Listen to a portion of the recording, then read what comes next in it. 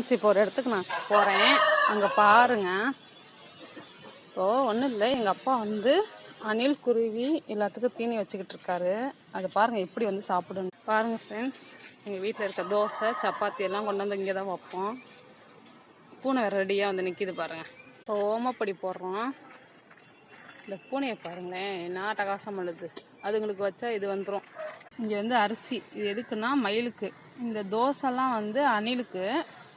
இந்த ஓமப்பொடியெல்லாம் குருவி மைனாலாம் வரும்ல அதுக்கு. இந்த பாருங்கள் தோசை எப்படி சாப்பிடுதுன்ட்டு கத்துது பாருங்கள் மைனா. இப்போ கொஞ்சம் நேரத்தில் நாங்கள் அங்கிட்டு போனதுக்கப்புறம் வரும் பாருங்கள். நாங்கள் இருக்கனால பயப்படும். இங்கே பாருங்கள் ஓமப்பொடிக்கிறோம். அந்த சைடு வந்து குருவி ரெடியாக வந்திருக்கு பாருங்கள். உங்களுக்கு தெரியுதா பாருங்கள்.